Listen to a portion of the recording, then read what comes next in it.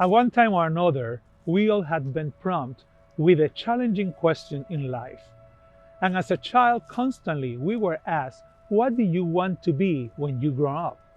And many of us answer, a police officer, an actor, or a superhero. But we know that in time, the what will you do with your life question requires a more mature, attentive response. Then there is the question that will change our lives forever. And in my case, it was, Modesto, would you consider the vocation of the diaconate?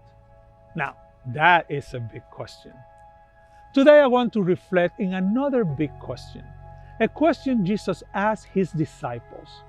Who do people say that I am? Now this question is recorded in the Gospels of Luke, Mark, and Matthew. And the question is more complex than it might seem. The disciples didn't answer by saying, you are Jesus. No, they answered by comparing him with John the Baptist, Elijah, and other prophets. Now, I am sure that at some point in our lives, we have been faced with a similar question. Who do we say Jesus is? A prophet? A moral teacher? The Son of God? Who is Jesus? At his baptism in the Jordan, Jesus' identity was revealed by God the Father. This is my beloved Son, with whom I am well pleased. And Jesus has been presented to us as the suffering servant of whom Isaiah spoke, the one we are called to imitate. And Matthew speaks about him as the one who fulfilled God's will perfectly, even though it meant dying on a cross. Now, in the Acts of the Apostles, Peter referred about Jesus as someone who healed those oppressed by evil and not as someone who gave in to evil. Now we know that Jesus is the shepherd and Lord, and he is the good shepherd, the shepherd who goes above and beyond what any other shepherd will do. But really, who do you say Jesus is?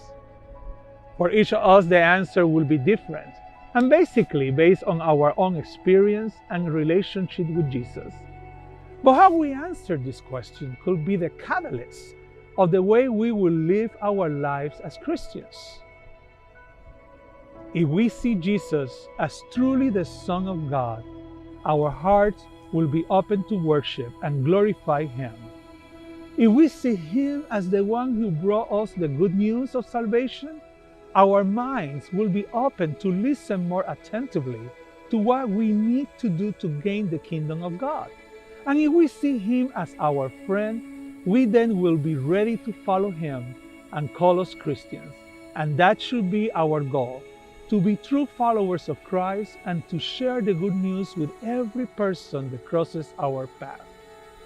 The poet Maya Angelou was once asked what her lifetime goals were, and she answered that she wanted to become a Christian.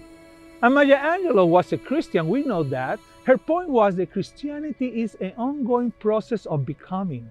Every day we take steps to continue becoming a Christian. Jesus' example and teachings will help us to get there.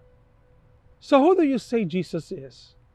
And how you answer will affect the way you live your life. Blessings, my friends.